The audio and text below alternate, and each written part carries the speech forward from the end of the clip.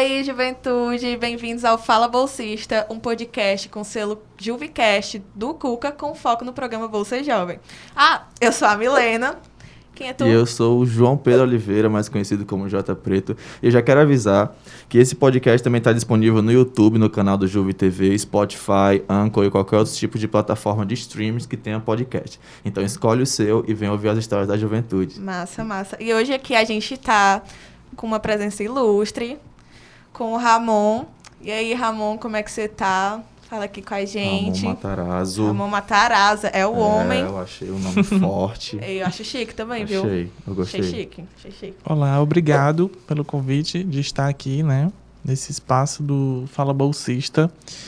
Eu acho importante a gente começar, né, a iniciar o nosso papo falando sobre a importância, né, da prevenção ao HIV, que pouco se é falado no ano todo. Né? A gente tem essa problemática de falar de HIV em dezembro. Dezembro e vermelho às vezes e no carnaval. Raríssimas vezes no carnaval, quando tem, né? Exato. E aí, obrigado pelo espaço mesmo, né? De estar falando sobre essa temática dentro de uma linguagem que é o teatro, É um né? assunto bem interessante, tá ligado? A gente já fica feliz. Mas eu queria saber, muito bom, o Ramon já deu o aviso dele, certo? Mas eu queria saber, Ramon, pra gente iniciar, quem é o Ramon? Vamos lá? Quem Ramon é este são Ramon? Quem é você? Somos tantos, né? Bom, eu sou filho da Rita Rosileide, costureira, nascida no Trairi, no município de Bacumechá, neto de Maria Souza Lucas, agricultora, também do Trairi, também neto de José Lucas de Souza, mestre de obras na construção de Brasília, né? E eu acho que todo esse desenrolar de falar dos meus ancestrais é dizer realmente quem eu sou, né? Como é que eu começo a me identificar, me reconhecer enquanto sujeito histórico mesmo, assim. E é o que eu acho que a juventude, né, deve começar a perceber, né, o seu entorno, né? Qual é a história do meu bairro, qual é a história da minha vida, qual é a história dos meus antepassados, enfim. Eu comecei eu sempre tive assim, uma curiosidade de saber o que era a quarta parede de uma televisão, né? Quem é que está nos filmando aqui, por exemplo, né? E aí, assim, claro, a gente está em dois formatos, né? Podcast, mas a gente está indo para o YouTube também. E aí eu comecei a fazer uma observação disso tudo, mas eu sempre tive uma facilidade muito grande para a escrita. E começava a escrever, mas eu sempre queria saber o que era que tinha, por exemplo, eu assistia muito Chaves, quem nunca, né? Amo. E eu queria saber o que era que tinha, quem eram as pessoas que estavam do lado da vila que ninguém via, que é o lado que a gente está, né, assistindo. Eu digo, quem são essas pessoas? E isso eu percebi com 5 anos de idade. E aí eu mesmo achava estranho. Eu digo, mas como é que eu percebi isso? Que existe essa quarta parede, né? Mal sabia eu que isso já era um olhar do Bertold Brecht, né? Do teatro épico, né? De quebrar essa quarta parede, né? Aqui no Brasil também, Augusto Boal, né? De interagir com a plateia, de fazer toda essa interação, do ator não ser esse centro das atenções, não ser esse Deus Sol, essa coisa toda. Aí comecei a escrever, acho que em 2006, eu fiz um curso no Sesc, Emiliano Queiroz, com o professor Oscar Roney, e aí eu escrevi a peça toda.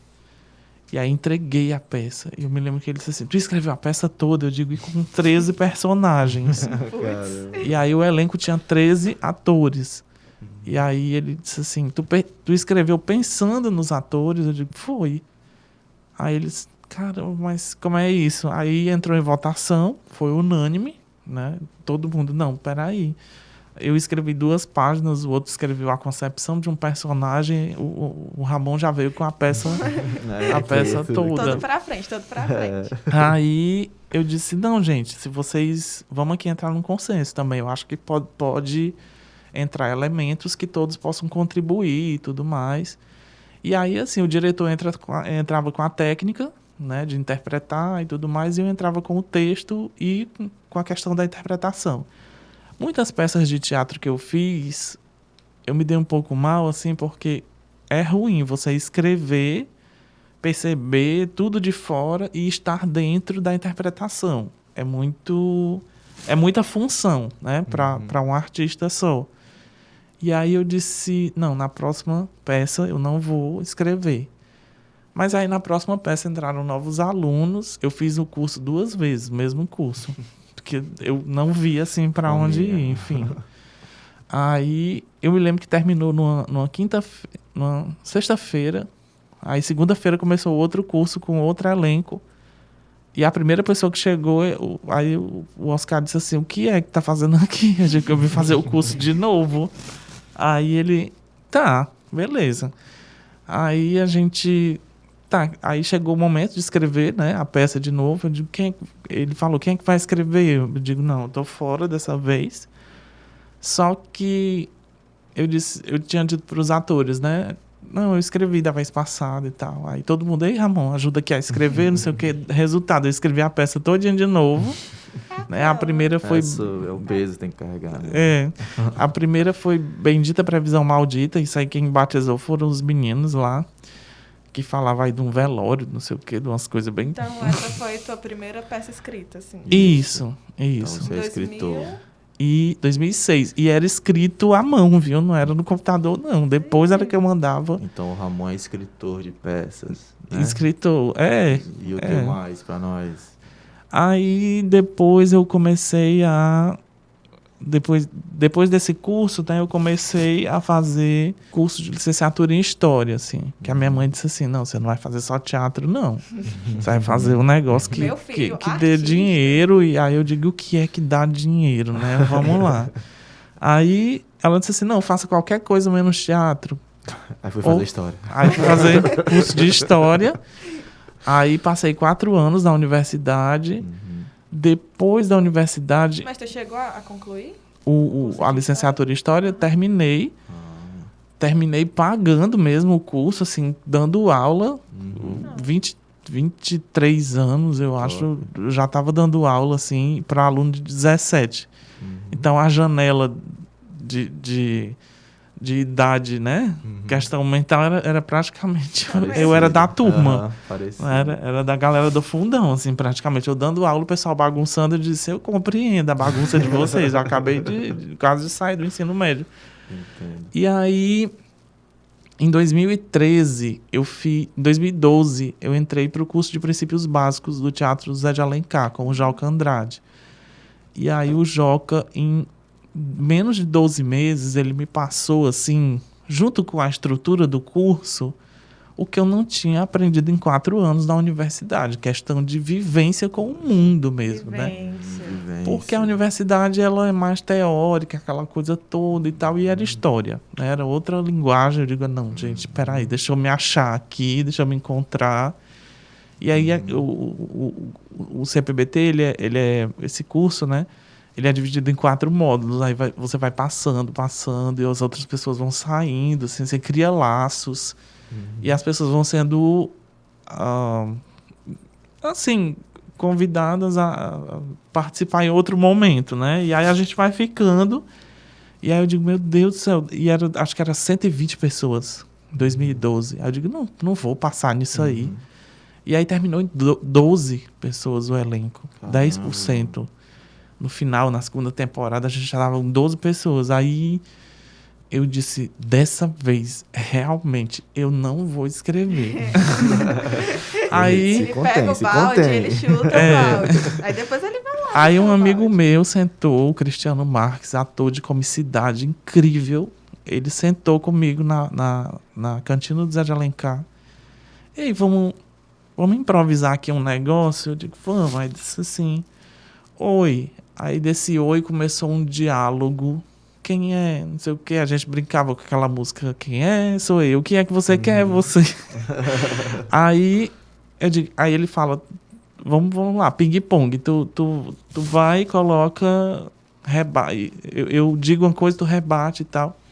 Disso, o Joca disse assim, vocês já leram Esperando Godot, que é essa métrica, né? De toma lá, rebate o texto.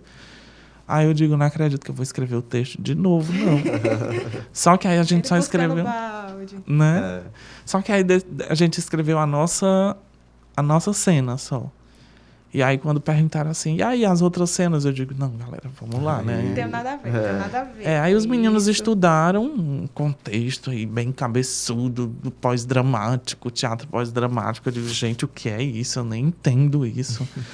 Aí criamos um espetáculo chamado Anamu, que significa humana, ao contrário, raça humana, ao contrário. A gente falava de vários temas, política, enfim, 2012, né? E aí terminou o CPBT, eu fui convidado para alguns grupos, né? Não precisa falar os grupos. Eu não me identificava mais, já vinha de 3 processos, eu não me identificava mais dessa coisa grupo. Eu digo, é sempre grupo. Aí as pessoas diziam, mas tem que trabalhar na coletividade, porque teatro é coletividade. Eu digo, eu entendo, mas tá dando um negócio, assim, uma vontade de trabalhar sozinho, que não é sozinho, que sempre tem o técnico da luz, do som, tem o maquiador, tem a figurinista, tem tanta gente. E aí eu digo, sozinho em cena, né? Na cena e tudo mais. Certo que você não tá sozinho nem em cena, porque tem uma pessoa ali na hora para soltar a luz, soltar som. Alguém, né? Sempre existe. Não tem como trabalhar sozinho em canto nenhum, né? No teatro, principalmente, não tem, que é uma arte coletiva, a arte do encontro, né? E aí, depois eu fui fazer o curso de licenciatura em teatro no IFCE. Também então, não acreditava que ia passar, né? Escritor de peças, licenciatura em História. Aí depois um curso em teatro. Foi. Vários cursos, é porque eu tô picotando aqui a história, passando mais rápido. Aí depois veio a licenciatura em teatro, tão temida pela mamãe. 2014, aí ela disse assim, cara, tu, 18 anos, tu assumiu a tua sexualidade. E aí, com 22, teve o lance do HIV. Mas a artista, bicho. A artista. Aí ela disse assim, tu tem certeza? Aí eu digo, eu tenho. Tu vai pagar a tua passagem de ônibus e a tua comida. Tu não vai... Eu não vou te sustentar com isso aí, não. Aí eu disse assim, tá, beleza. Primeiro dia, eu me lembro, eu digo, mãe, tô sem dinheiro. Aí ela pega.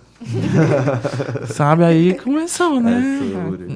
Aí eu passei 4 anos, assim, meio que boiando, assim, sabe? Eu digo, o que eu tô fazendo aqui? Meu Deus, é tanto autor, é Stanislavski, é Brecht, é não sei o quê. Sabe? Assim, eu não tinha uma identificação, assim. A universidade é muito eurocêntrica, a gente não estuda os autores da gente. É difícil. Aí só tem... O autor que a gente estudou foi Augusto Boal. Eu digo, e mais? E mais daqui, sei lá, do Ceará, do Rio Grande do Norte. Eu ia daqui até, sabe assim, Bahia. Quem é que tá fazendo teatro nesses cantos? Né? Nordeste, sabe? Porque você fica Sudeste, Centro-Sul e Sul. Aí eu digo, não, gente, é complexo. Aí eu terminei tava terminando o curso, aí as meninas do curso da minha turma, né? A gente vai fazer uma peça sobre feminismo. Aí eu disse assim, eu não tô afim, porque eu acho que esse tema é tão pertinente a vocês, que eu acho que vocês devem falar. E se eu for fazer alguma coisa... ficar na produção ou, sei lá, ficar até na bilheteria, sabe? E aí eu fiquei na bilheteria os meninos fizeram, assim, uns personagens que eu não aguentaria fazer, bizarros, assim, mas super necessários de serem levantados, que é pra a galera se conscientizar que existe aquele tipo de personagem, né? É um tio que molesta a sobrinha, não sei o que e tal. Eu digo, nossa, gente. Assim, você vai de 0 a 1000 e de 1000 a 0 no espetáculo que eles fizeram. E é muito bom, porque a direção foi do Tomás de Aquino e tal. Ele teve todo um cuidado com as meninas. E eu digo, cara, eu me arrependi de não ter feito, mas não era a vibe que eu queria fazer. Aí chegou um momento em que, assim, o meu diagnóstico de HIV foi em 29 de maio de 2009. Como esquecer daquele dia fatídico, assim. Às 9h30 da manhã, estava lá eu no laboratório para receber um resultado que eu já tinha feito um reteste. Porque aqui no Brasil, acho que no mundo, enfim, quando dá positivo, você tem que fazer de novo, né? E aí eu já estava mega desconfiado que ia dar positivo. E minha mãe estava do lado e a gente não foi verbalizado. Ele só fez assim, aqui. Tá aqui para você o exame. E aí ele só balançou a cabeça que sim, né? Aí nesse período que eu falei para vocês, todo de peça, né, de tudo mais, eu resolvi silenciar. Silenciar, que eu acho que foi um atraso, porque eu já poderia ser artista há muito tempo. Só que quando você descobre muito jovem, né, o HIV, principalmente no Brasil, sem preparo, sem estrutura, sem política pública suficiente para falar sobre essa temática, o jovem não tem estrutura para aguentar o que é a morte social que a gente passa. De você se sentir totalmente excluído dos seus amigos, entre aspas, lhe abandonarem de vez. Assim, todo mundo aceita, mas todo mundo vai desaparecendo, até que não tem mais ninguém do seu lado, entendeu? E aí eu digo, nossa, gente, que violento isso. Eu já ia percebendo que era violento, era um processo de violência muito grande, né? A solidão. E aí eu, assim, ainda bem que eu tinha e tenho mãe e vó. Porque foram elas que seguraram a peteca, assim, total, assim, a coisa toda. E aí eu me lembro que em 2000... Aí eu comecei a trabalhar na licenciatura, depois da licenciatura em História, né? Comecei a trabalhar, ir para a sala de aula, mas todo esse momento era silenciado. Silenciando e silenciado. Teve profissional de escola que disse assim, não fale. Não fale para aluno, não fale para colega de trabalho, porque a gente está trabalhando numa escola particular. A escola é de ordem cristã, para não falar, né, a denominação. E os pais não vão querer um professor positivo para HIV dando aula para os filhos deles. Eu digo, por quê? Como é isso? Não, pera... Aí eu digo, não, pera lá. Tem alguma coisa aqui que não tá muito legal. Aí eu comecei a me demitir, assim, dos cantos, sabe? Assim, eu digo, veio o curso do professor, do Zé de Alencar, em 2012. Quando abriu minha cabeça, eu comecei a me demitir, assim, dos cantos. Trabalho em colégio e tal. Eu digo, tô pedindo demissão. Não, mas e o contrato? Eu digo, não tem contrato. Se a gente for aqui ver CLT, você me deve muito mais, porque eu poderia entrar com um processo e tudo mais, e tal. E aí ficou acordado que eu saía. Quando eu saí, velho, veio uma liseira tão grande. E aí eu digo, como é que eu vou viver agora? Eu digo, tá, então ali eu me reconheci como artista. Porque eu digo, eu vou viver de arte. Em meio à liseira. Em meio à liseira, né? Aí eu digo, vou viver de arte. Mas beleza, eu entendo... Terror de mamãe. Exato. Terror de mamãe. Mas eu entendo que eu tenho o privilégio de ter mãe, né? De ser o filho da mamãe mesmo, assim, né? De ter pra onde voltar, né? De ter pra onde voltar. Aí eu fiquei imaginando, eu digo, poxa, quem não tem? Quem não tem essa oportunidade? E eu ainda homem, branco, cis, essas coisas todas, né? Aí eu comecei a levantar um pensamento, mas eu não tinha força. Era uma imunidade tanto física quanto imunidade social. Eu não tinha força, eu não tinha coragem de chegar para você ou para você e dizer assim, eu tenho HIV. Vamos levantar uma pesquisa cênica aqui. Mas desde o primeiro dia eu pensei, eu vou fazer uma peça sobre essa realidade. Porque eu sempre tenho essa coisa da deriva. Assim, tudo que está ao meu redor eu transformo em teatro. Se eu me propor a fazer, eu transformo em teatro, né? Aí eu peguei e disse, tá. E passaram 8 anos. Eu tava com 22. Eu fiquei com até 30 sem falar nada. Nada. Eu acho que 5 pessoas da universidade sabiam no curso de teatro. Aí eu digo, gente, eu vou fazer um espetáculo sobre HIV. Mas antes disso, eu ainda dei uma desistida. Eu digo, não vou fazer. Depois do espetáculo das meninas, né? Que fizeram sobre o assédio. Se chamava A Cada 11 Minutos, esse espetáculo. Que a cada 11 minutos uma mulher é assediada fisicamente, verbalmente, enfim, no Brasil.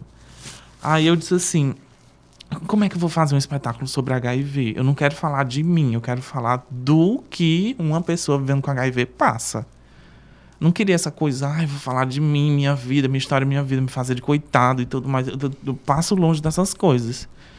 Aí eu disse, tá, então vou esperar, porque se eu quero fazer, vão mandar alguma coisa. Eu acredito muito nessa coisa do universo. Você joga, ele manda de volta. Claro que você tem que agir, né? E aí eu tava olhando o YouTube, zapeando o YouTube, aí eu vi assim, do nada você abre um vídeo, aí o cara diz assim, oi, meu nome é Gabriel Comicholi, eu acabei de abrir o meu exame de HIV, deu positivo. Aí entra uma música clássica, assim, e aí ele começa a falar de uma forma diferente, assim, como que ele acabou de descobrir que tem HIV. Eu digo, caramba! E ele, 22 anos, mesma idade que eu descobri, né? Sinalzão. E aí eu digo, bom, ele falou, youtuber não dá pra eu ser aqui em Fortaleza. Eu já pensei assim, eu digo, eu não quero ser youtuber. Aí eu digo, eu vou fazer aquela peça de teatro que eu tanto queria, vai ser pelo teatro. Aí eu cheguei lá na mãe e disse assim, vou rasgar o verbo.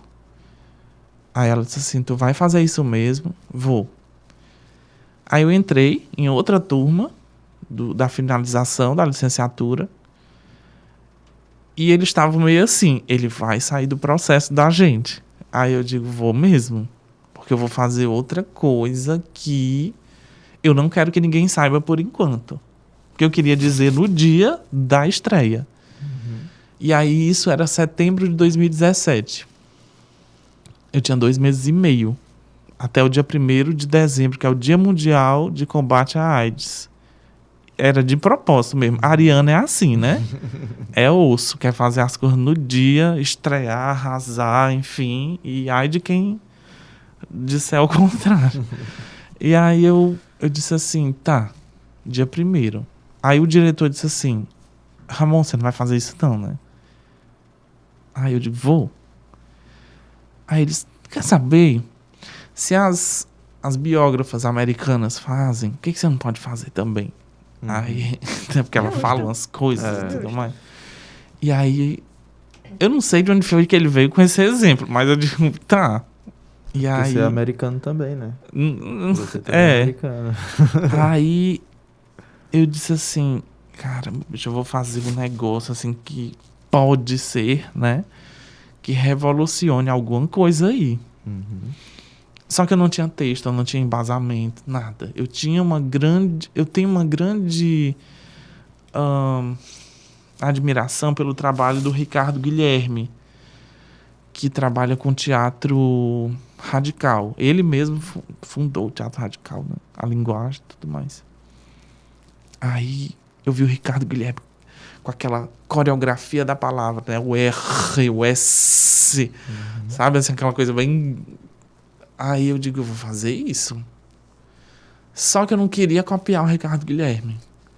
Aí eu assisti ele a última vez. Assisti um espetáculo dele. Eu digo, tchau. Porque eu não podia ficar vendo e ouvindo, porque senão automaticamente eu ia copiar. O corpo faz isso automaticamente. E aí não tinha texto. E aí um amigo meu disse assim, cara, tá vendo essa sala preta que tem aqui? Entra sozinho, fica nu de tudo. De roupa, de questionamento, de tudo. Zera total. E vai fazer alguma coisa. E aí, assim, eu fiz, assim, liguei umas luzes, uns ring light, assim, no chão. E aí eu me lembro que eu começava a gritar, assim, uma coisa bem louca mesmo. Me jogava no chão, me machucava. Foi aí que começou a sair alguma coisa. Não sei, uma narração, algo do tipo, assim. Era balbuciando as primeiras palavras do que ia ser o espetáculo.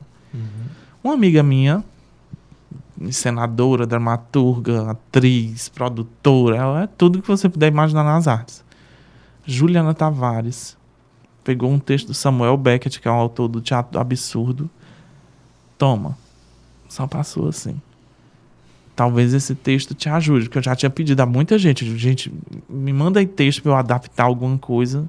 Logo eu que tinha facilidade com escrita, agora tinha bugado geral, assim. É porque, querendo ou não, era sobre você, né? Sim. Tipo, era um negócio íntimo. Eu acho que isso teve essa influência. Tipo, é algo muito íntimo, algo que muitas pessoas não sabem.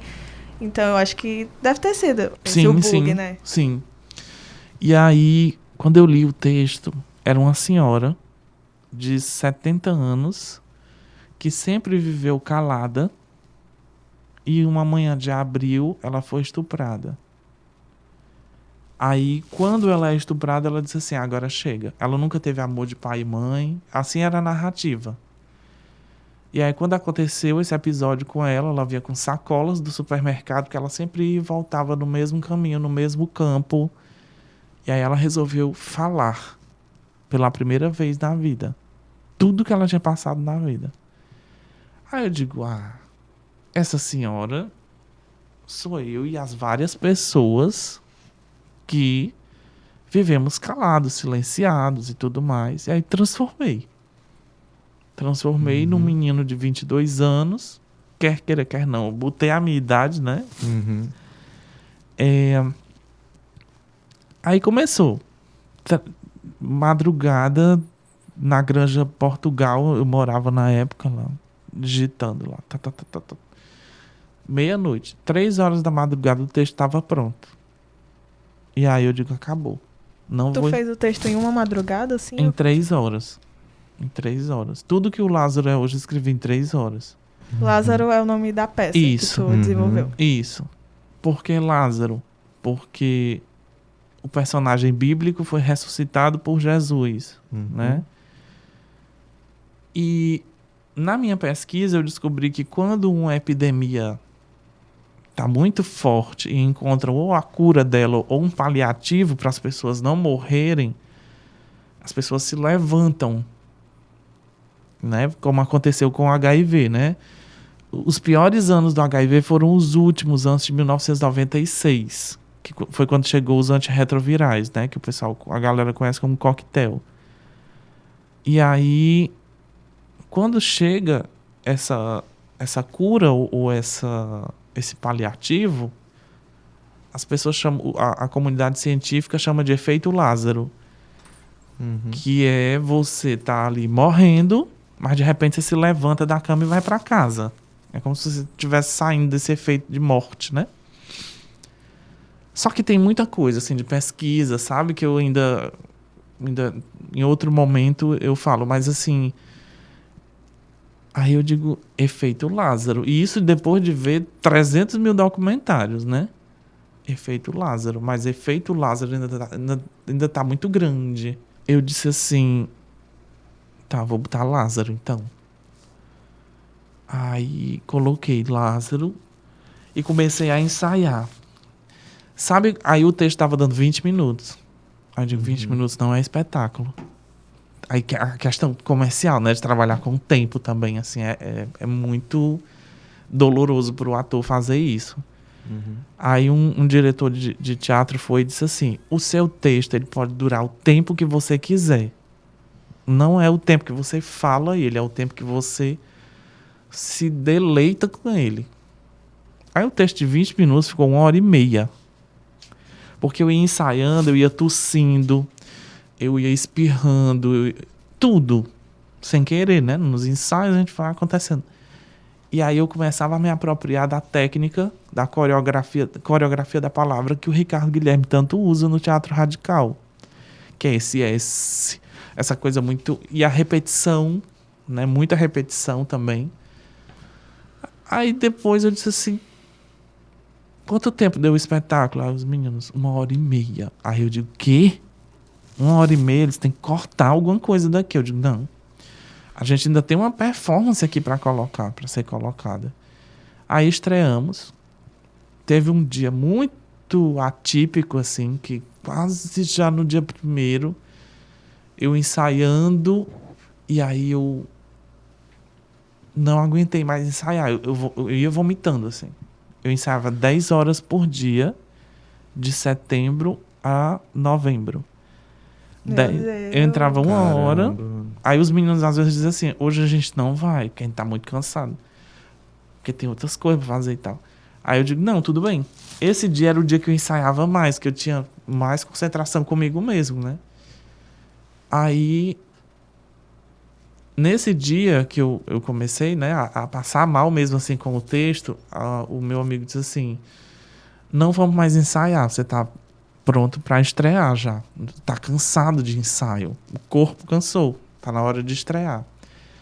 Aí eu estreiei para uma plateia de 80 pessoas, eu acho. E ninguém me conhecia como ator, né? Esse ator de universidade, ator que... Enfim. Porque tu trabalhava mais com as palavras?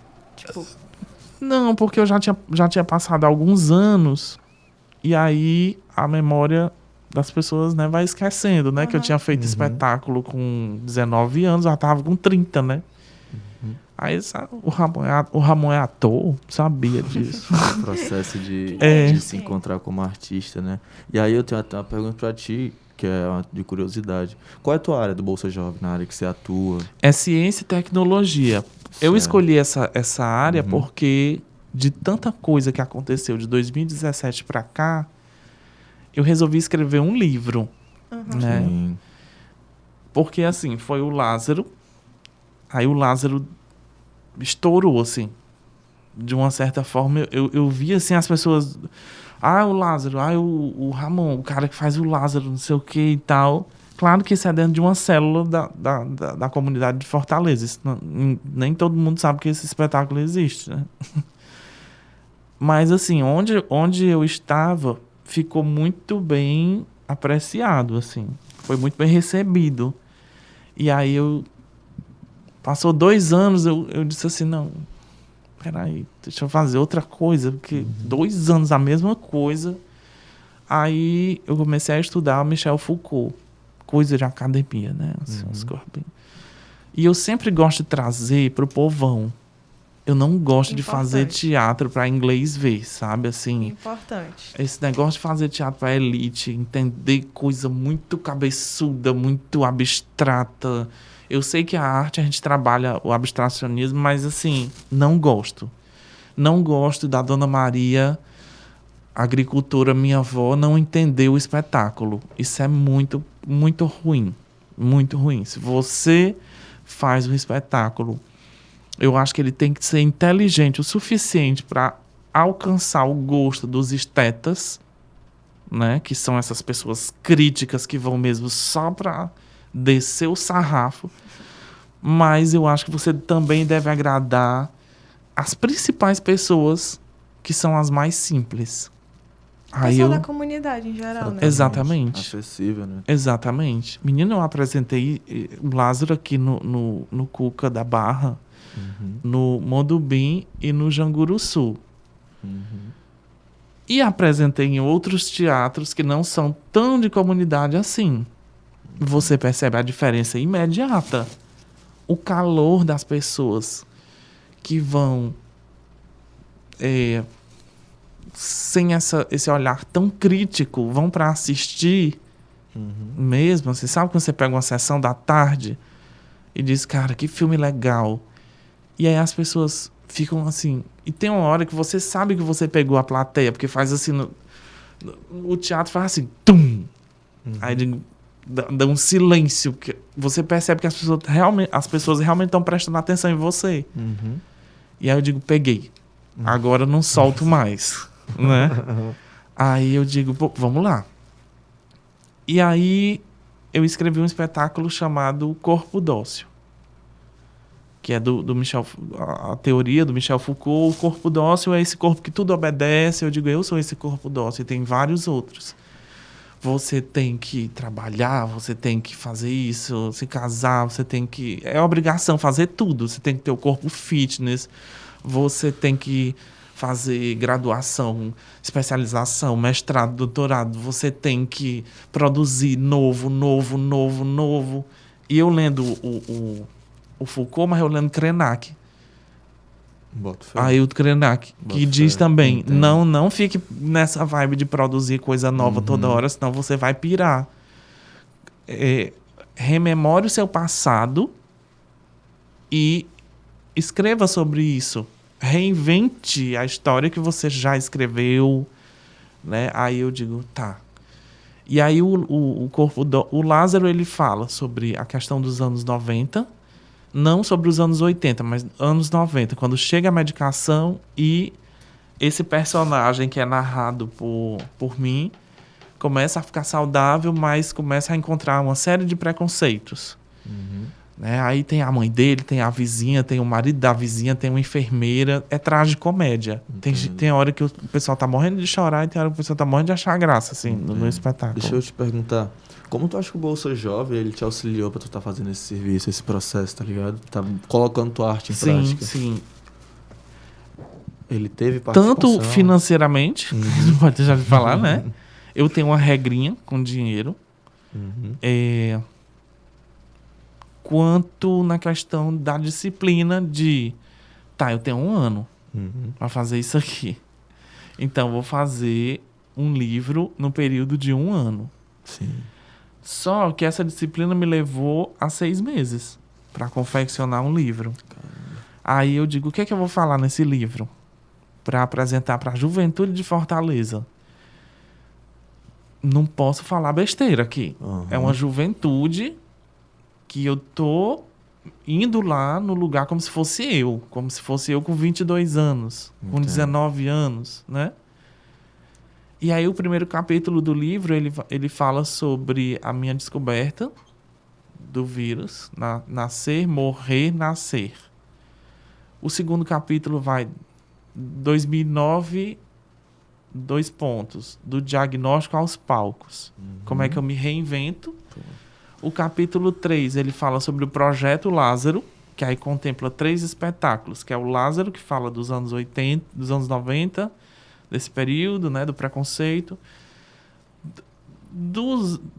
da década de 2010, onde eu mesmo descubro, né, toda essa questão da minha sorologia positiva para HIV, e onde eu tenho um companheiro que diz que vai me processar se souber que eu estou dizendo para ele agora que eu tenho HIV, e assim, a fala foi: se eu descubro que você tem HIV há mais tempo, eu lhe processo. Porque ele desconfiou que eu estivesse dizendo depois, tivesse, né, começado um relacionamento para depois falar. Eu digo, não, eu descobri agora. Descobri agora, não tem o que falar. Eu digo, processa, vai, faz lá o que... E aí, o terceiro espetáculo é o Paroxítona, que já foi feita agora na pandemia. Como lidar com 2 pandemias e epidemias, HIV e Covid. Né? Que eu achei assim, putz, a gente já vive um isolamento social quando a gente descobre que tem HIV, porque a galera geral se distancia, acha a gente uma criatura mórbida, o que não é, né? Importante frisar, né? E ainda tem que ficar em casa, cara, vendo um monte de gente morrendo por aí, no noticiário todo dia. E aí, assim, era assim, eu escrevendo o livro,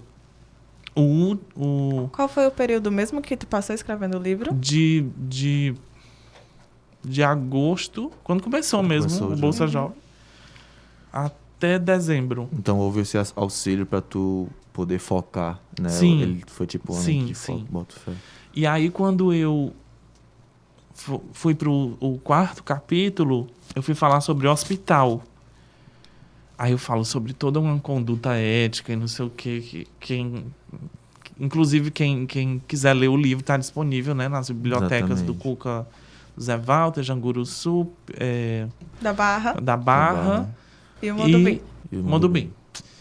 E aí o 4º capítulo fala sobre essa questão ética, né, como é essa relação médico-paciente, essa coisa toda, que eu não gosto muito dessa palavra paciente, porque paciente significa sofredor, aquele que espera. Tem no livro lá. E o 5º Leiam o livro, galera. Exatamente. O 5º e último capítulo, eu vou falar sobre uma juventude que é esquecida, excluída, marginalizada, sei lá como é que eu fale. À margem.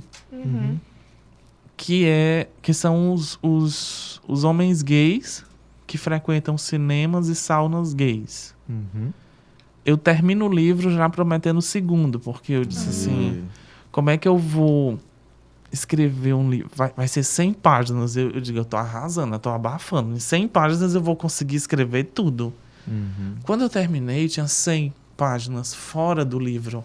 Caramba, mano. Aí eu digo, não dá, gente. Aí eu coloquei assim, to be continued. Bota fé. E aí o Bolsa Jovem é importante, assim, porque ele me deu eu só trabalho com tempo, assim. Antes eu não conseguia fazer isso, mas eu trabalho com prazo. Se você me der um prazo, eu vou assim... Mas tem que ser um prazo grande, sabe? Aí, com 6 meses eu consegui escrever o primeiro. Talvez, com mais 6 meses, o 2º já esteja. Então, dentro Talvez de um período... daqui pra junho? Agosto, quando terminar o Bolsa Jovem, acho que o outro já está escrito. Amém. Né? E aí eu queria saber se tu acredita que aí é bem pessoal mesmo. Se tu acredita que esse teu trabalho ele pode só ajudar a galera a se conscientizar, a entender, tá entendendo? A potencialidade desse teu trabalho. Você acredita nele? Você acha que ele é interessante? O que você acha? É bem a essência mesmo. Eu acredito que desde o primeiro trabalho, que é o Lázaro, se não fosse esse espetáculo, eu não sei como é que estava a minha vida hoje. Né? Porque ali foi um empoderamento, assim, total. Foi um renascimento, assim. Tu acredita que foi um renascimento? Foi.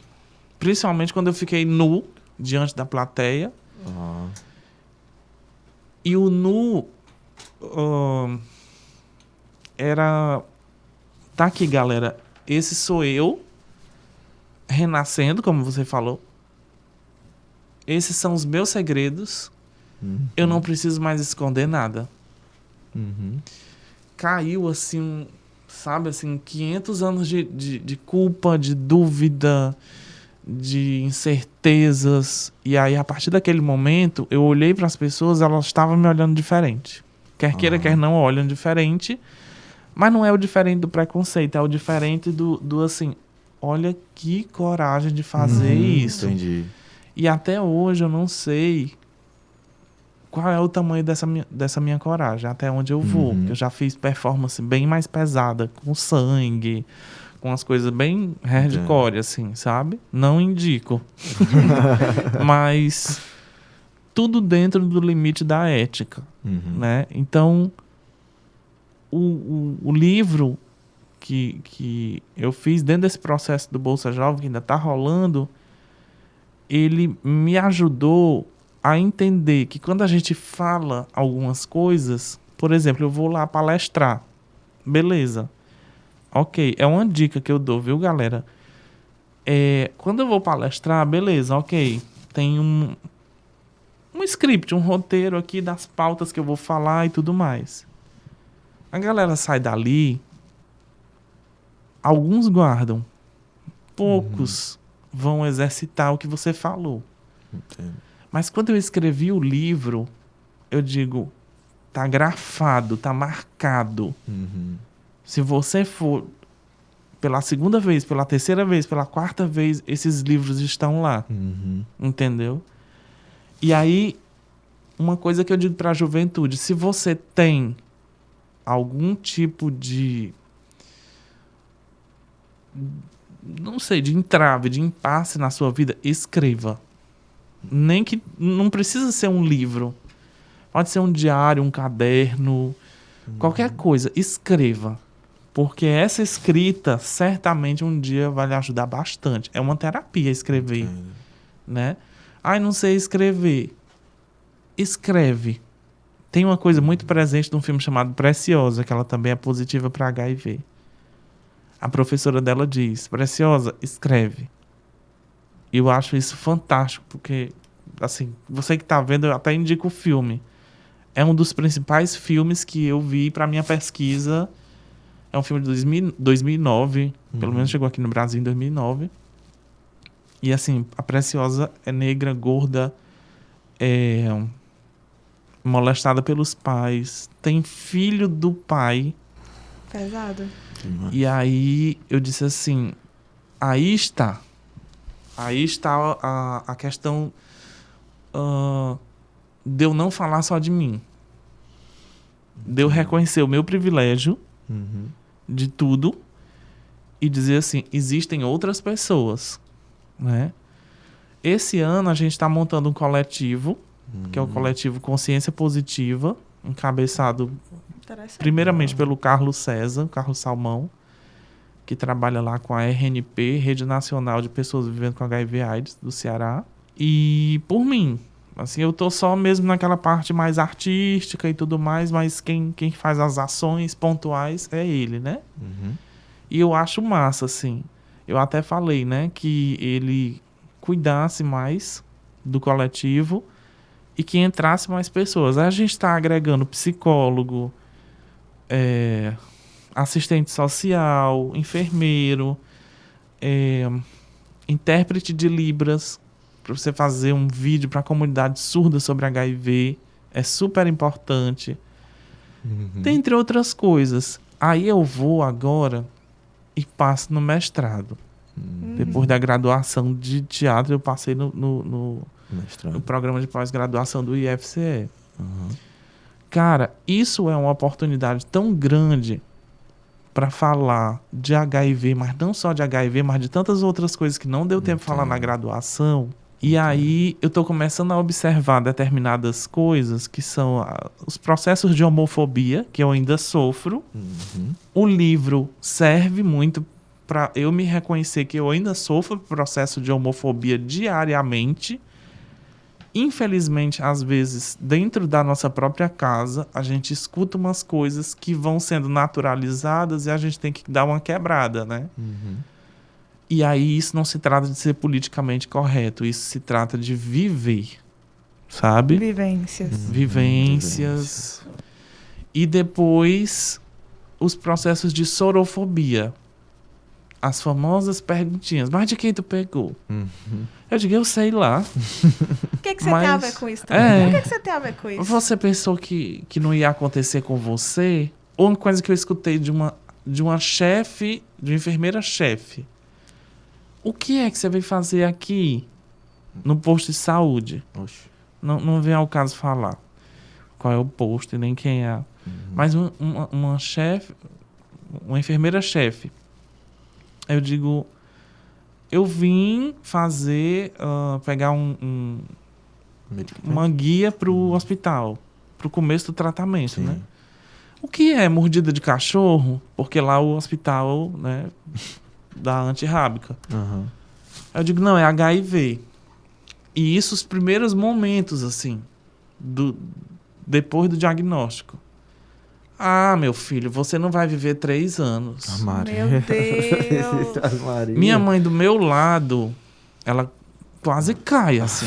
Maria. Eu não tive a oportunidade de me emocionar, de chorar. Eu fui chorar depois, muitos dias depois, porque eu segurei a peteca da minha mãe, porque eu disse assim, eu não vou aqui ruir, porque minha mãe já tá abalada emocionalmente. Aí escutar isso de um profissional de saúde, porque assim, eu também vou abrir aqui um adendo, profissionais e profissionais, né? Pessoas e Exato. pessoas. Encontro infectologistas, Entendo. enfermeiras-chefes maravilhosas também. Essa era uma pessoa despreparada Entendo. para estar ali no momento. E aí, tudo isso eu trabalho para virar tragicomédia no teatro. Sempre. Daqui para frente, agora eu vou fazer um espetáculo sobre homens gays que frequentam saunas e cinemas gays. Eu já fiz um curta em 2015, né? Fui dirigido pelo Mozart, o pessoal da Vila das Artes e tudo mais. E aí agora eu vou fazer esse espetáculo. Não sei qual é a receita desse espetáculo ainda, assim como não sabia do Lázaro, do Corpo Dócil, do Paroxítono. São Mas Mas vai processos fluir, vai fluir. É a arte, né, mano? São processos Tem uma formulazinha. diferentes, Vem. não tem. E aí, o que acontece? É muito sensível falar sobre a sexualidade alheia, por mais que eu tenha sexualidade, né, homossexual e tudo mais, gay, enfim, homossexual, então assim, mas por mais que eu seja gay, é difícil falar que o outro é gay. Como é que o outro chegou até aqui? Qual é a idade que ele tem? O que ele vivenciou? E uma coisa muito problemática e mais delicada ainda de falar. Homens gays e HSH, que são homens que fazem sexo com homens porque não se identificam como homens gays, e aí tem que ter um respeito, enfim.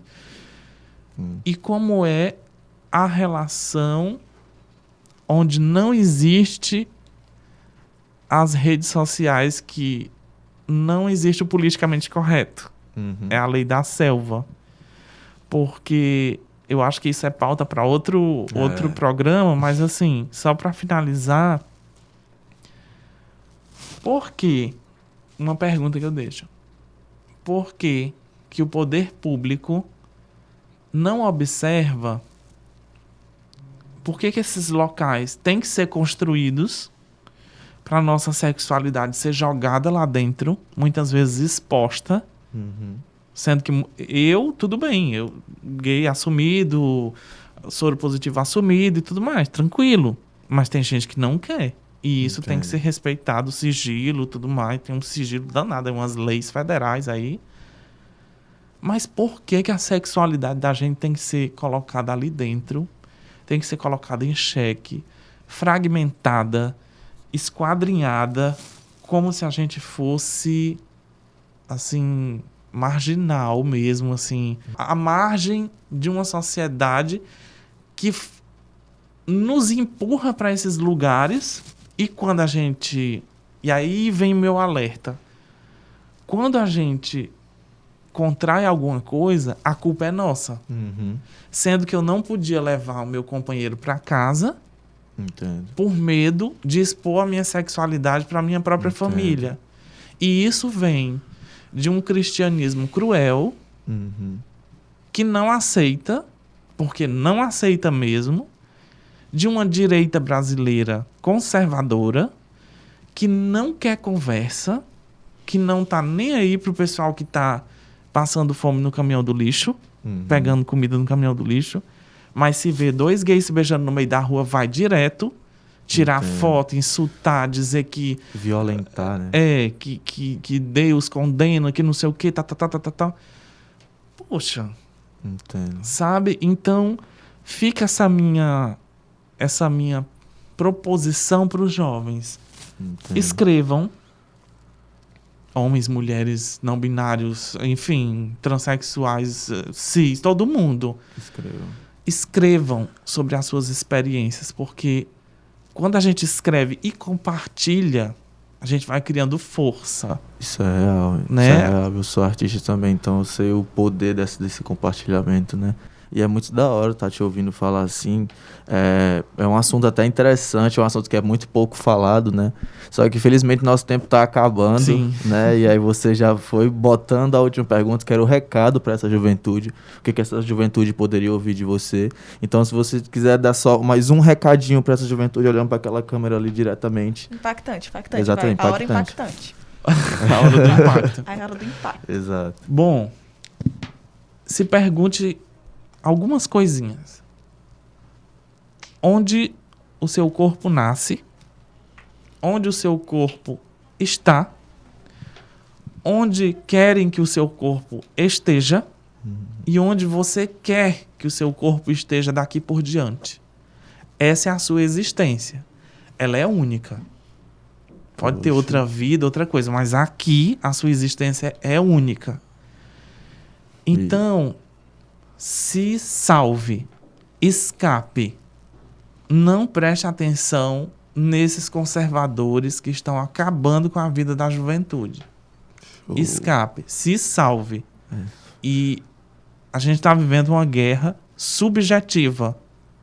E muitas vezes você vai estar sozinho, sem proteção, totalmente vulnerável. E é nesse momento que você tem que criar uma força interior, que você não vai saber de onde vai vir, mas vai vir, porque todo ser humano tem uma defesa natural. E escape. E escreva. Impactante. Escreva muito. Impactante, viu? E é com essa que a gente chega ao fim. Muito obrigado por ter aceitado Muito o convite, obrigado. tá? A gente fica honrado por esse assunto e tal. E é isso, gente. Esse foi mais um episódio com o nosso Ramon Matarazzo. Lembrando que o livro dele tá em todas as bibliotecas do Cuca, certo? De Anguruçu, Barra, Mondubim. E os que tiver, os que for inaugurar, vai estar lá também, né? E é isso. Muito obrigado. E é isso. Obrigado. Valeu. Sobre. Qual é o teu Instagram? Ramon, R-H-A. É o Ramon com H. É o Ramon M-O-N. com H. Isso. Sim, o nome do livro é Ramon com H, né? É, Exatamente. Ramon com H.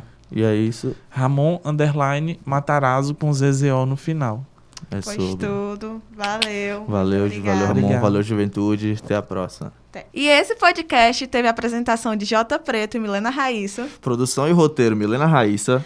Na operação de áudio, Sara Gabriel. Imagens de Welly Soares. E na edição, Welly Soares e Sara Gabriel. Até a próxima. Valeu, gente.